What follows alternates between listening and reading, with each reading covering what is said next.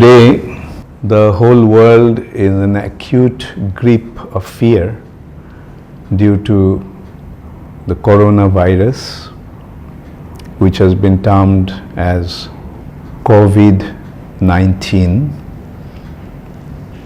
It started quite recently, practically at the beginning of this year, 2020, in the Wuhan city of China.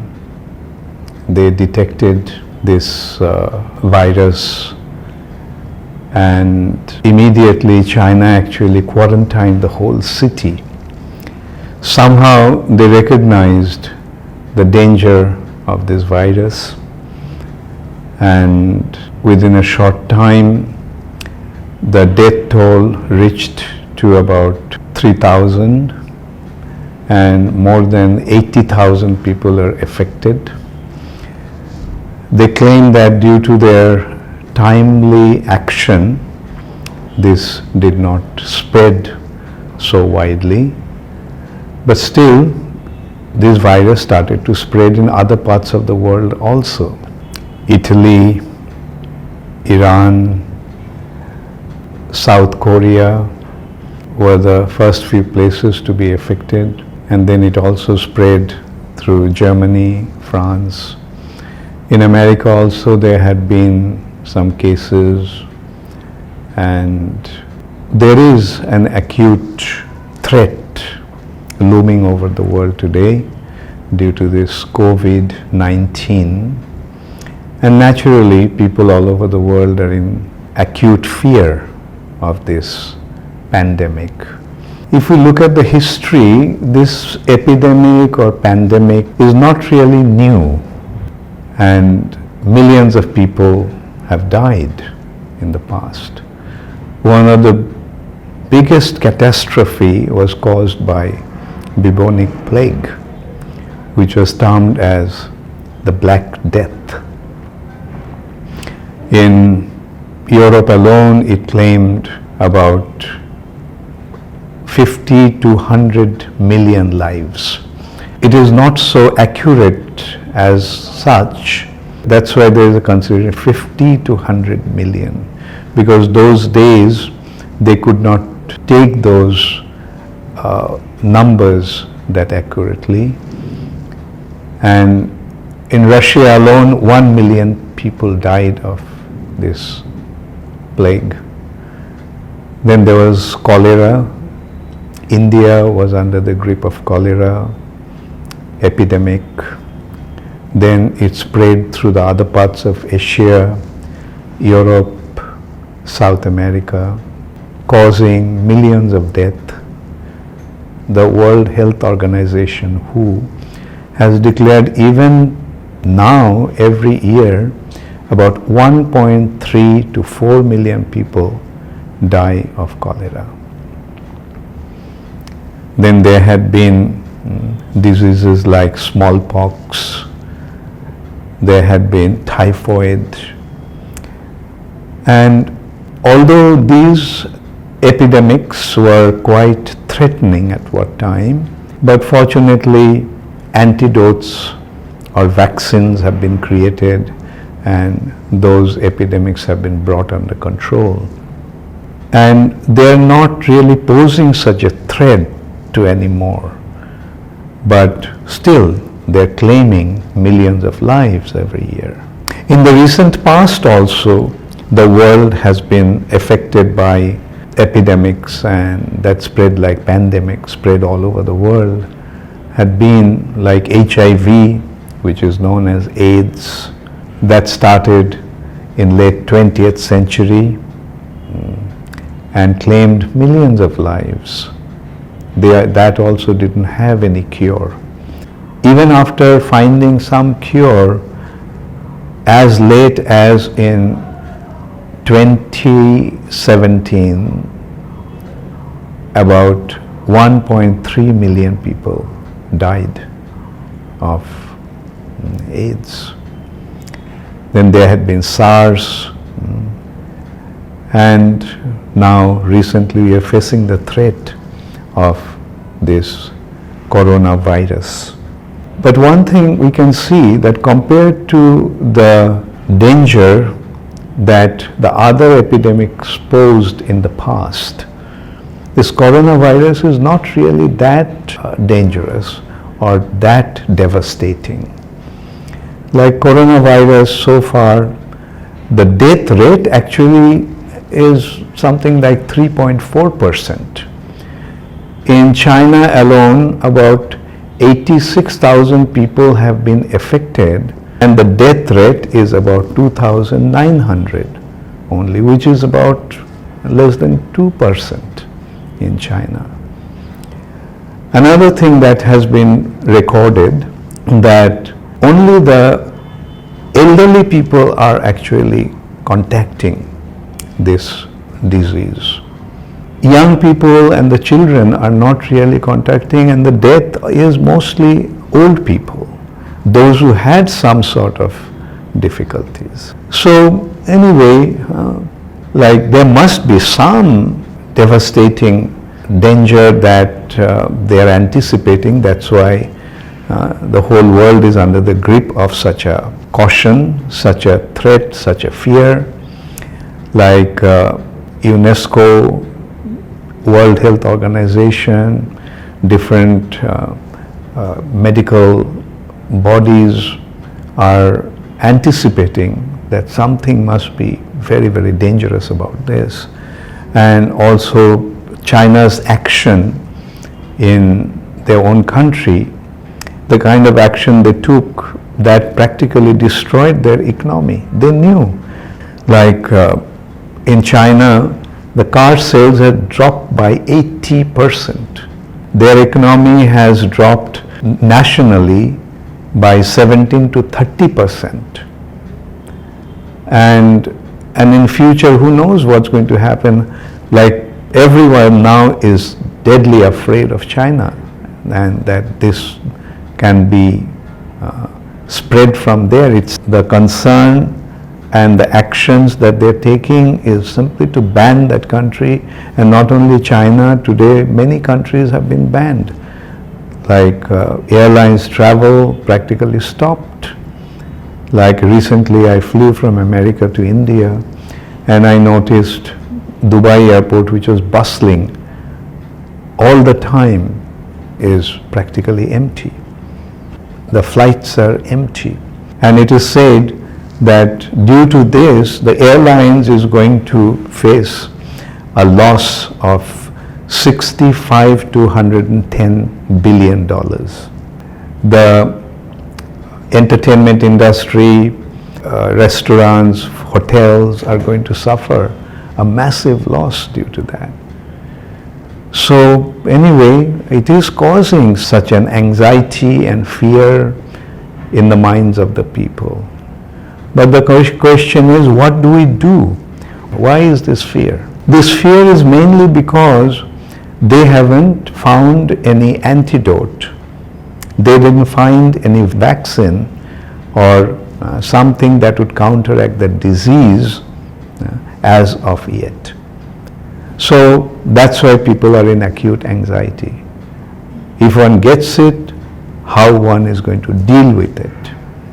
Now it's natural that people tend to depend upon somebody. They want to find some solace, getting some shelter somewhere. In cases like that, people tend to depend upon the doctors or medical science, but they cannot depend on them because they haven't really found the antidote. So at a time like this, intelligent people, intelligent class of people will take shelter of the Supreme Personality of Godhead. God is one. He may be identified as Allah, Jehovah, God, or Bhagavan. So it doesn't matter where one is situated. One can simply depend upon Him and pray to Him for His shelter and find the solace and safety. And God is there if one properly tries to find him, there are enough informations to find out who he is and how to approach him. And another consideration is that in this world, whoever is born is bound to die. And there is no guarantee when death may come. Any time death may come to anyone. So let us face the reality and face death with proper attitude. There is a saying that a coward dies many times, but a brave man dies only once. So why die many times out of our fear and anxiety? Let us face it when it will come, and let us try to avoid death with our intelligence. Like, for example, if a bus is running, and if we just come in front of the bus, we'll be run over by the bus and we'll die. So our intelligence says, don't cross the road now, let the bus go by, and then you cross the road. There is burning fire, and if we enter into that fire, we'll be burnt. Our intelligence says, don't go there because you'll get burnt. This is how our intelligence prevents us from apparent conditions of death. As a matter of fact, life is a constant struggle against death. Death grips us from the time of our birth. We are breathing in and breathing out.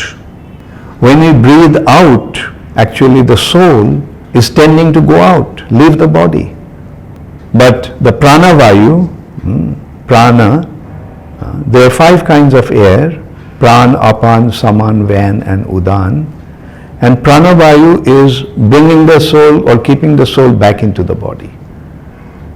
The soul is trying to go out and prana is holding it back.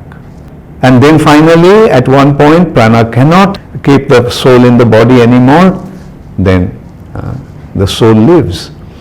And that's why in Indian languages, Hindi, Sanskrit or Bengali, we say prana has left. In that respect, in Srimad Bhagavatam, there is a very wonderful anecdote. It's called Gajendra Mokshan. Gajendra is the king of the elephants, and how the king of the elephant was delivered. Mokshan means delivered. So the story or the anecdote goes, once this king of elephants, Gajendra, went to sport in the water. And in the water there was a crocodile. As soon as the elephant came into the water, the crocodile grabbed the elephant by its feet, and a struggle ensued. The crocodile was trying to drag the elephant within the water. And although the elephant is very strong, maybe much stronger than the crocodile, but elephant is a creature of the land and crocodile is the creature of water, so the crocodile was more powerful. And eventually the crocodile dragged the elephant within the mid-water. And when the elephant realized that it's going to die, it offered his prayers to the Lord. And the Lord immediately came. One great saint, Surdas, actually described that incident. That Abato Jibana Hare, now the life is coming to an end. The elephant now has become defeated. He Govinda, He Gopal, Rakha Sharana, Abato Jibana Hare. Now I'm going to lose my life. Hey Govinda, please accept my pranam, accept my prayers, accept my obeisances. And immediately Dwarka se chale Gopal. Krishna, Gopal, immediately came from Dwarka, flying on his carrier Garuda, Garuda ke bichare. And Chakra se graho ko mari, Gajaraj ko udhari. with his chakra, with his disc, he severed the head of the crocodile and rescued the Gajendra, the king of elephants. So that is the safest action to take. When you realize that the death has come, just remember the Lord. Ante Narayana Smriti. At the end of the life, make it a point to remember Narayan. Make it a point to remember Krishna. Then he will come and he'll rescue you. Have that confidence. So he is our ultimate shelter. So the safest course of action is to take shelter of him. Life is a constant struggle. The soul, the living entity, is coming from the spiritual world. The soul has been identified here with the king of the elephant. Soul is from the spiritual world. But to sport, to enjoy himself, he comes to this material nature, which is a foreign place for him. And as soon as he comes here, death immediately grabs him. And a struggle ensues. The death tries to kill, and the soul struggles to remain alive. And eventually, one is defeated. Chara prahara juddha bhayo, le gayo majidhare. For 4 prahars, through the entire life, one struggles, and then finally, he is defeated. He is dragged into the mid-water. Naka kana dubana lage, Krishna ke pukare. He begins to drown. He starts to drink water from his nose and mouth. And at that time he remembers Krishna, offers his prayers, asking for his shelter. And Krishna, the Supreme Personality of Godhead, who is all cognizant, who is present everywhere, and he knows everything. When one prays to him, the Lord listens to his prayer and responds, and he comes to rescue the one who sought shelter at his feet. So, important thing is that human being must use his intelligence and recognize these facts, the presence of the Lord and how we can develop our relationship with him, and what is the benefit when we take shelter of him. At a time like this, when there is such acute crisis and everyone is in the grip of such fear, the best course of action is to surrender unto him and take shelter of him. So at a time like this, let us all take shelter of his lotus feet. Death will come, but let us face that situation. If at all it comes, whenever it comes, take shelter of him and rest assured that he will take care of you, he will save you, he will rescue you, no matter how dangerous the calamity may appear to be. So I wish you all the best. Thank you very much.